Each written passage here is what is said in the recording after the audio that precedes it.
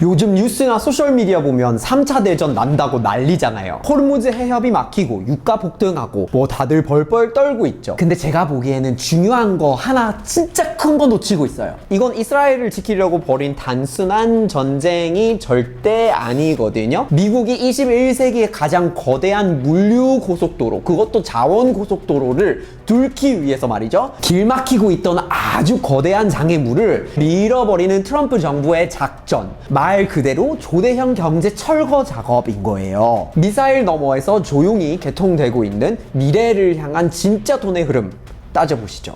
여러분 안녕하세요, 타이러입니다. 진짜 역사책에 기록될 만한 엄청난 사건들이 계속 터지고 있죠. 미국이랑 이스라엘이 이란 수뇌부를 완전히 붕괴시킨 에픽 퓨리라는 작전이 있었단 말이에요. 에픽 퓨리라는 작전명이 솔직히 누가 이런 거를 짓는지는 모르겠지만 하여튼 다들 이 뉴스를 보고 문명의 갈등, 종교의 갈등, 피해 복수극 이렇게 해석을 하시는 분들이 많이 계시더라고요. 근데 우리가 좀 지정학적으로 권력을 분석하고 국제 정치를 볼 때 절대 잊으면 안 되는 구석이 하나 있어요. 이념이나 종교보다 훨씬 압도적으로 강한 게 바로 군사력, 자원 통제력, 그리고 돈이거든요. 국제 정치는 각국의 리더들이 지도를 펼쳐놓고 바둑을 두는 거나 마찬가지예요. 그리고 당연히 미국에서 권력을 잡고 현 정부가 그러고 있는 거겠죠. 이 거대한 바둑판을 이해하려고 하면 중동 지역만 이렇게 너무 가까이에 붙어가지고 보면 안 돼요. 어디까지 가야 되냐면 바로 인도랑 유럽이에요.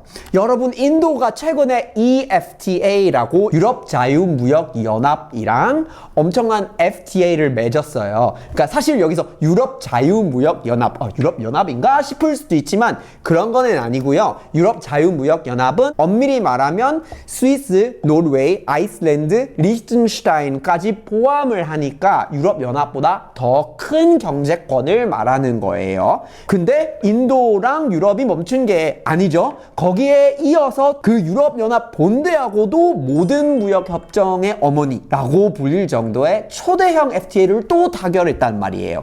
이게 무슨 뜻일까요? 인구로 봤을 때 세계의 가장 큰 나라이자 미래의 가장 강력한 제조국인 인도가 세계의 가장 큰 규모의 통합 경제권 유럽이랑 자유무역협정을 맺었다. 이게 뭘까요? 서양권에 있는 단가보다 인도에서 엄청나게 싸고 풍부한 노동력으로 만드는 물건들이 있죠. 그게 관세라는 장벽을 계속 낮추고 또 낮춰서 유럽 시장에 거의 프리패스로 점점 더 꽂힌다는 뜻일 거예요. 그래서 미국은 또 여기다가 계속 중국한테 관세를 때려가지고 프레셔를 넣고, 중국이랑 무역을 많이 하는데 또 프레셔를 넣고, 그러다가 미국 기업들 생산사슬을 중국에서 빼고 하면 그림이 보이기 시작하지 않나요? 근데 제도를 아무리 이쁘게 이렇게 자유무역 협정을 만들고 있어 보이게 이렇게 만들어 놓으면 뭐 어떻게 합니까? 보내야 돼요. 물건을 실어 나를 수 있어야 될 거 아니에요. 근데 그럴 만한 하드웨어가 사실은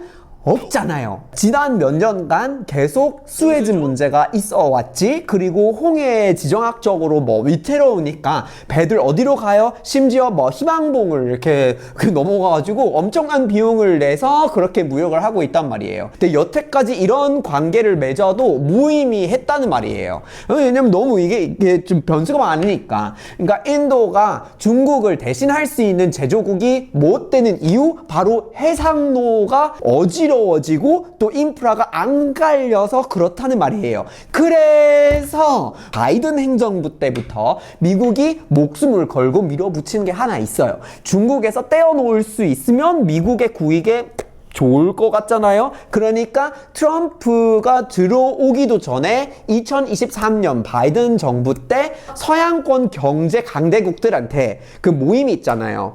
거기서 이제 제안을 해요. IMEC 혹은 IMEEC라고 이렇게 영어 약자로 해요. 우리 채널에서 얘기를 한 적이 있어요. Indo, Middle East, Europe Economic Corridor. 그러니까 인도, 중동, 유럽을 잇는 거대한 경제 회랑 프로젝트 이런 거를 말하는 거예요. 이거는 미국이 제안한 거예요. 인도에서 배를 물건에다가 실어가지고 아랍에미리트로 들어와요. 거기서부터 이제 사우디를 통해 가지고 사막을 이제 가로지르는 기차를 태우고 그리고 그 기차가 이스라엘 항구까지 디렉트로 들어가는데 지중해 건너서 유럽으로 바로 들어간다는 거예요. 이게 완성이 되면은 중국이 그동안 계속 내세웠던 전략 1대1로가 있었죠. 중국 거치지 않고 완벽하게 China Passing이 가능하다는 거예요.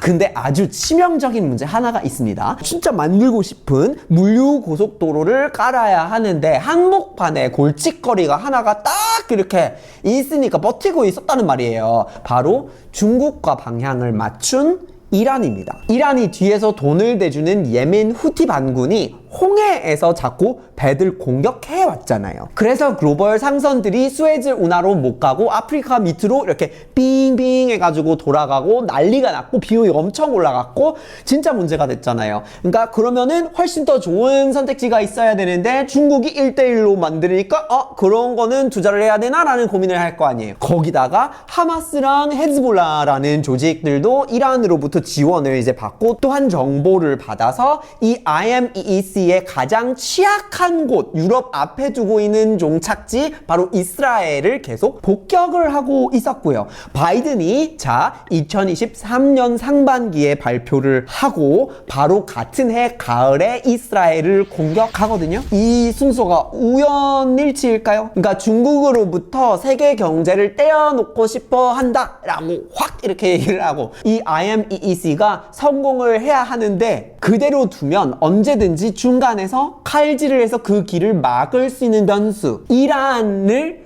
해결을 해야만 한다고 보게 되겠죠, 미국이. 계속 서양권과 입장이 반대일 거면 IMEEC라는 이 거대한 황금알을 낳는 기계의 어떤 전원조차 켜둘 수 없는 상황이 계속되니까요. 이란과의 전쟁은 이념? No. 핵무기? 이미 그거를 다 없앴다는데? No! 중국과 미국이 세계 질서를 지금 갈라서 편 짜고 있는데 미래의 경제 판을 짜기 위해서 벌이는 강대국들의 전쟁이에요. 그러니까 이번에 이제 에픽 퓨리 작전의 본질이 뭐겠어요? 관세 장벽을 허문 인도랑 인도 사이의 이 무역 관계를 그 소프트 파워의 성과를 눈앞에 두고 있는데 그 물류의 길목에서 알박기하고 있는 이란이라는 물리적 장애물을 싹 다 치워버리고 싶어 하는 거예요. 아니었으면 유럽이 끝까지 반대를 했겠지. 반대를 많이 했잖아요. 말로는. 근데 그렇게 말로 아니다 하면 안 된다 하면서 군함까지 스페인이 보냈죠. 지원을 직접 하잖아요. 언행 일치가 안 되는 유럽 연합까지도 실리만 생각하면서 향후의 경제, 미래의 경제만 생각하고 있는 게 사실이에요. 그러니까 우리가 살고 있는 이 시대, 미국 부시 대통령 때처럼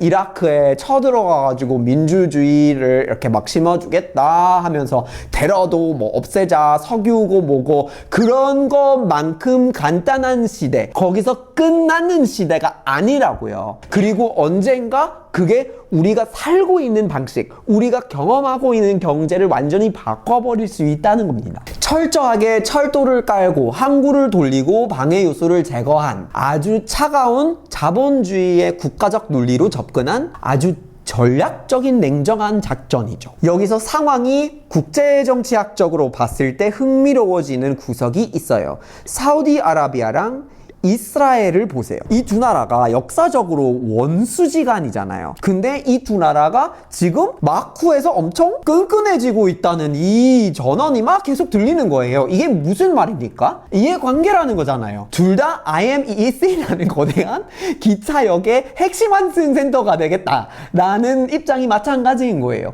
여기서 IMEEC가 건설이 되고 성사가 된다면 그냥 무역로에 그친다는 게 아니고 그렇게 생각하시면 안 돼요. 그냥 컨테이너가 오가는 건 아닙니다. 자원도 오가요. 석유부터 시작해서 수소관, 그러니까 수소를 운송하는 관까지 그것도 인터넷 케이블, 데이터 센터까지 설계를 하는 게 이 IMEEC의 플랜에 들어 있어요. 이런 것까지 포함이라고 하니까요. 미래 경제 인프라를 깔아보자 이거예요. 요거에 같이 하자. 그러니까 이게 판 짜고 있는 거예요, 여러분. 사우디 에미리트 이런 나라들은 석유로만 먹고 살아왔는데 항상 앞으로도 그렇게 할 수 있는 것도 아니잖아요. 근데 이 석유까지도 항상 이란 때문에 호르무즈 해협에서 배 꺼내기가 힘들어지는 경우도 종종 있었고, 이제는 뭐 석유라도 좀 계속 팔려고 하면은 쉬워지지도 않으면 힘드니까 또한 다른 수익도 창출을 해야 될 텐데 국가의 전략상 위치가 확 바뀔 수 있다는 거예요. 호르무즈에 의존하지 않아도 된다는 상황이 올 수도 있다는 거예요. 그리고 이스라엘은요, 지중해에 완벽하게 자리하고 있는데 그 모든 거를 유럽 전역으로 공급하기 딱인 위치예요. 홍해? 안 들어가도 되지. 이 나라들이 원래 원수지간이었을 수도 있지만 바둑알이 하나씩 나열이 되어버리는 거예요. 그래서 그렇게 원수였던 나라들이 같은 진영에 들어오게 되는 거겠죠? 알고 보니까 이해관계가 맞아지기 시작했고 그 바둑알의 색깔이 알아서 상황에 따라 바뀐 거예요. 근데 이란이 자꾸 해방을 놓네요.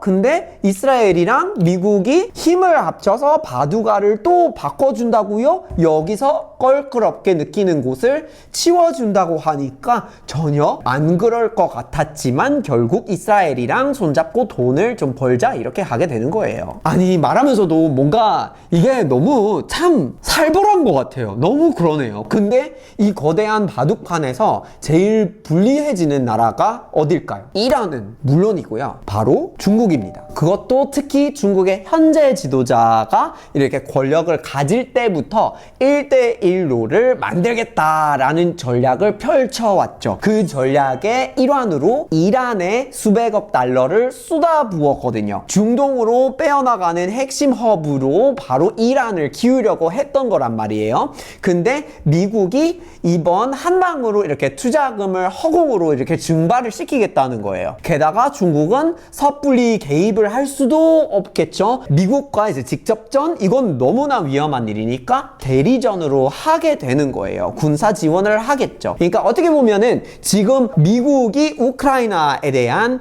간접 지원을 해서 대리전을 러시아랑 하는 것처럼 지금 중국이 이란에 대한 간접 지원을 통해서 미국이랑 이스라엘이랑 대리전을 하고 있는 상황이에요. 개입을 하면 미국이랑 전면적으로 전쟁을 할 수도 있는데 그때야말로 참으로 세계 3차 대전이 되는 거니까 피하고 싶어 하는 거겠죠. 근데 또 가만히 있자니 또 중국 입장에서 미래 물류망이 좀 박살이 날 수도 있는데 정말 요거는 너무나 팽팽하게 문제가 되는 상황이겠죠. 미국은 진짜 피 한 방울을 안 묻히고 중국 경제에 명치를 아주 세게 때려버리려고 하는 거예요. 그것도 여러분 타이밍 보세요. 트럼프가 3월 말에 누구랑 정상회의를 가지겠다고 계속 얘기해왔죠? 바로 중국 국가원수예요. 결국 미국이 그리는 큰 그림은 이겁니다. 중국의 미군을 계속 주둔시키면서 피를 흘리고 또 다른 나라에 방해를 하고 이런 막 장기 전쟁을 하고 이렇게 하는 거를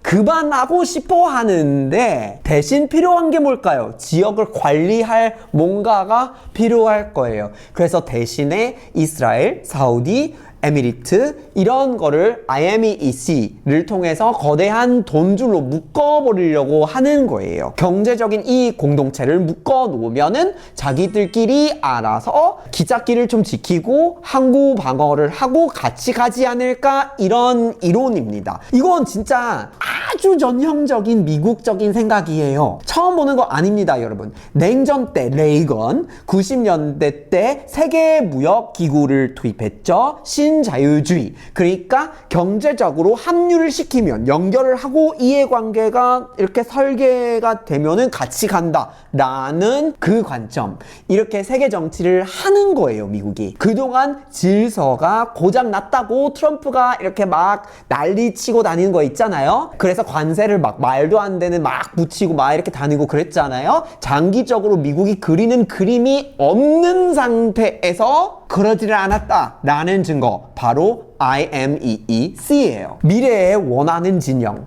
원하는 모델이 있었던 거예요. 그리고 올해에 우리가 보는 베네수엘라, 멕시코, 이란 이런 작전들을 보고 알 수 있는 것처럼 그 그림이 그려지기 시작하고 있어요. 군사적인 동맹이 아니라 철저한 자본주의적인 동맹으로 중동의 평화를 No. 중동에 대한 관리 부담을 하청하려고 하면서 단순히 이익을 생각하고 움직이는 부분은 있다는 거예요. 미국은 한 2000년대 초반부터 계속해서 아시아로의 피보팅을 하겠다 라고 쭉 얘기를 해왔잖아요. 근데 못했어요. 왜 못했을까요? 계속 중동에 얽히고 설키고 하니까 다른 데로 초점을 돌리지는 못해요.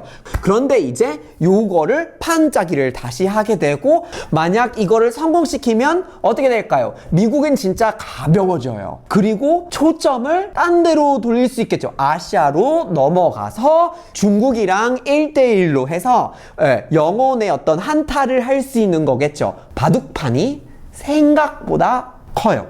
그럼 여기서 제일 중요한 질문 하나 한번 해볼게요. 한국은요, 이 상황을 어떻게 봐야 되는 걸까요? 기름값 오르니까 중동발 리스크 조심하자, 코스피 떨어지니까 방어하자, 뭐 물론 이런 거 다 중요하겠죠. 근데 이런 현재 이 순간에 보는 1차원적인 그런 분석들에 끝나면은 안 돼요. 지금 미래 경제 바둑판을 저쪽에서 멀리 강대국들끼리 막 알아서 짜두고 있는데 그거를 파악해야 돼요. 못하면 글로벌 공급망에서 소외될 가능성이 있습니다. 생각해보세요. 인도랑 유럽이 무관세로 묶였다고요. 여기까지 중국의 공장에 세운 한국 기업들은 어떻게 해야 할까요? 거기다가 IMEC라는 직통, 자원 플러스 물품 플러스 데이터, 고속도로가 이렇게 깔리는데, 그럼 유럽 사람들이 굳이 아시아의 끝자락에 있는 한국에서 배 타고 한참 이렇게 걸려오는 부품들, 막 홍해로 와야 되는 부품들, 이런 것들 비싸게 살 이유가 있을까요? 아니면 인도에 더 투자를 해야 하는 거 아닌가요? 인도의 싼 인건비로 찍어낸 그런 물건들이 중동 철도 타고 뭐 관세 없이 그냥 쏟아져 들어갈 텐데, 그러면 한국 또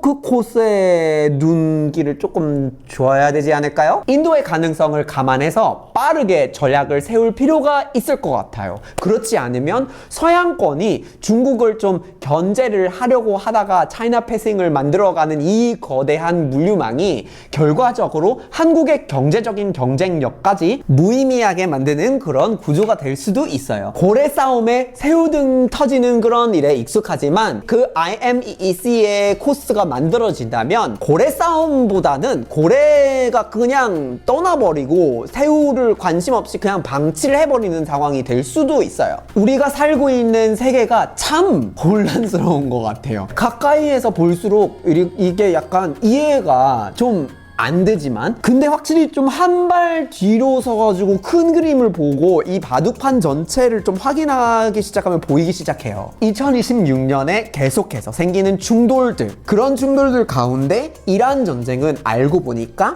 미사일로 쏘아 올린 초대형 경제 인프라 프로젝트와 밀접하게 연결이 되어 있습니다. 다른 이유들도 많겠지만 이 밀접되어 있는 경제적인 프로젝트를 배제해서는 그림이 안 보여요. 이런 상황을 보니까 여러분은 그 바둑판이 어때 보이십니까? 밑에 여러분 생각을 한번 댓글로 공유를 해주시고요. 그리고 앞으로 해서 계속 달려볼까요?